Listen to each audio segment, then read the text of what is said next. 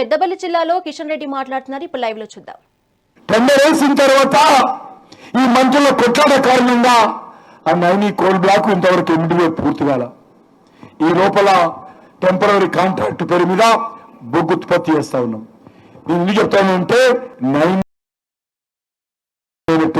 Coal వెళ్తుంది, ఈరోజు ఉత్పత్తి జరుగుతూ ఉంది.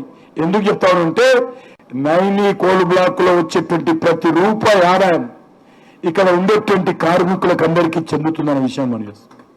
ఇది ఎవరికో ఒరిస్సాకో కేంద్ర ప్రభుత్వానికో కాదు, ఇక్కడ ఉండేటువంటి సింగరేణిలో పనిచేసేటువంటి 40,000 కార్మికుల ఆస్తి నైని కోల్ బ్లాక్.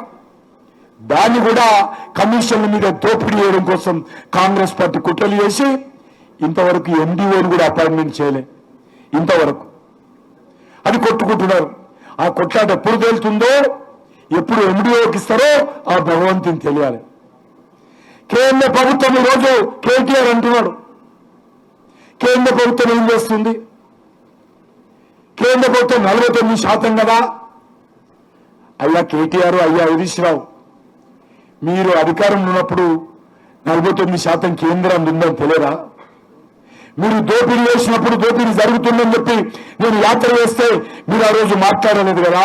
కాంట్రాక్ట్ కార్మికులకు న్యాయం జరగాలని అసెంబ్లీలో లేవనెత్తితే చాలా వ్యంగ్యంగా కేసీఆర్, ఏం తెలుసా నీకు, ఒక్క కార్మికుడు కాంట్రాక్ట్ కార్మికుడు సింగరేణి లేరని చెప్పినటువంటి ముఖ్యమంత్రి కేసీఆర్. నేను ఈరోజు మనవి చేస్తాను, సింగరేణిని వీళ్ళొక బంగారు బాతుగా చూస్తున్నారు. టీఆర్ఎస్ పార్టీ బంగారు బాతుగా చూసింది, కాంగ్రెస్ పార్టీ బంగారు బాతుగా చూసింది. ఇక్కడ ఉన్నటువంటి ఎమ్మెల్యేలు, ఇక్కడ ఉన్నటువంటి ఎంపీలు ఏ రకంగా సింగరేణిని దోచుకునేటువంటి ప్రయత్నం చేశారు. ఎవరికి దొరికితే, ఎంత దొరికితే అంత దోచుకోవడం. కంపెనీ ఉంటుందా, ఊరుతుందా, కార్మికుల కష్టాలు దోచుకుంటున్నామా లేదా, కార్మికులు రాత్రనక పగలనక పనంగా, కానీ సింగరేణి దోపిడీ ఆగల. ఈరోజు పరిస్థితి ఏంది? బీఆర్ఎస్ పార్టీ అధికారం ఉన్నటువంటి 10 సంవత్సరాలలో 25,902 కోట్లు. బీఆర్ఎస్ పార్టీ అధికారం ఉన్నటువంటి 10 సంవత్సరాలలో 25,902 కోట్ల రూపాయలు అప్పు పెట్టిపోయింది. ఏమప్పది? మన దగ్గర పవర్ తీసుకుంటుంది రాష్ట్ర ప్రభుత్వం, ప్రతి యూనిట్కు పైసలు ఇవ్వాలి, మనకు ఇవ్వాల.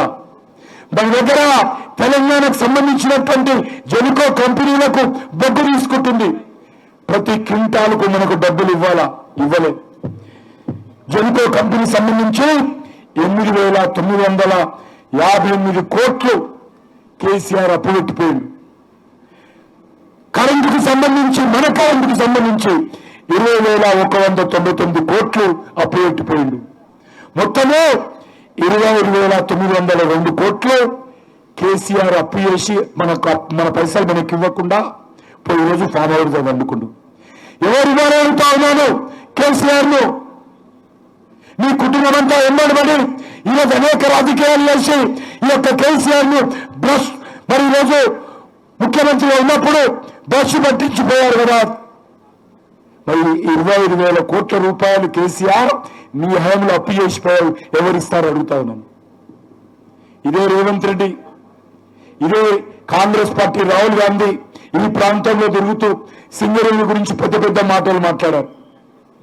మరి ఈరోజు నేను ఒకటే అడుగుతా ఉన్నాను, కాంగ్రెస్ పార్టీ అధికారంలోకి వచ్చిన తర్వాత మరి మీరేం చేశారని అడుగుతా ఉన్నాను. కేసీఆర్ ఏం చేశాడో అదే అడుగుజాడల్లో సింగరేణి విషయంలో నేను మిగతా విషయాలు మాట్లాడడం లేదు, నాకు చాలా వేదికలు ఉన్నాయి మాట్లాడుకోవడానికి. నేను సింగరేణి విషయంలో కేసీఆర్ ఏ రకంగా చేశాడో కాంగ్రెస్ పార్టీ అదే రకంగా చేస్తుంది. ఆ రోజు 3 హోల్సేల్ దుకాణాలు పెట్టారు టీఆర్ఎస్ హయాంలో. ఈరోజు మంత్రులందరూ కూడా హోల్సేల్ దుకాణం పెట్టుకున్నారు కాంగ్రెస్ వచ్చిన తర్వాత. హోల్సేల్ దుకాణాలు, ఎమ్మెల్యేలు రిటైల్ దుకాణాలు, మీకు చాలా అనుభవం ఉంటుంది. ఎమ్మెల్యేలేమో రిటైల్ దుకాణాలు పెట్టుకున్నారు. రేవంత్ రెడ్డి ఏమో సూపర్ స్పెషల్ సంబంధించినటువంటి మరి హోల్సేల్ దుకాణం పెట్టుకున్నాడు. కాంగ్రెస్ పార్టీ వచ్చిన తర్వాత మనం చేస్తాను. ఈ 2.5 సంవత్సరాల్లో ఏపీ జనుకో ఏదైతే మన దగ్గర బొగ్గు తీసుకుంటుందో దానికి సంబంధించి 18,000 కోట్ల రూపాయలు మన బొగ్గు పైసలు మనకి ఇవ్వాలి. కార్మికుల పైసలని కార్మికుల రక్తంతో చెమటగా మార్చి కష్టపడ్డటువంటి పైసలు 18,000 కోట్లు ఒక్క బొగ్గు పైసలు ఇవ్వాలి. కరెంటు పైసలు, మన కరెంటు పైసలు రాష్ట్ర ప్రభుత్వం తీసుకున్నది ఇవ్వడానికి సిద్ధంగా ఉన్నాం. 1 సంవత్సరం కానీ 2వ సంవత్సరం ఇవ్వండి, 2వ సంవత్సరం లేకపోతే 3వ సంవత్సరం ఇవ్వండి. కానీ ఈ రకంగా 13-14 సంవత్సరాల నుంచి మరి ఈరోజు మనకి ఇవ్వలేదు. 6,000 కోట్ల రూపాయలు కాంగ్రెస్ పార్టీ వచ్చిన తర్వాత కరెంటు బిల్లు ఇవ్వాలి. వీళ్ళు మొత్తం కలిపి సుమారు 27,000 కోట్ల రూపాయలు ఈ 2.5 సంవత్సరాలలో కాంగ్రెస్ పార్టీ వచ్చిన తర్వాత మన సింగరేణి పైసలు వాళ్ళు ముడ్డి కింద పెట్టుకొని మనకి ఇవ్వడం లేదు. నేను ఒకటే మీ అందరినీ కోరుతా ఉన్నాను, నిజంగా ఈ రాష్ట్రంలో డబ్బులు రావటం లేదా? కాంట్రాక్టులకు డబ్బులు ఇస్తలేరా? కాంట్రాక్టులకు డబ్బులు ఇస్తలేరా?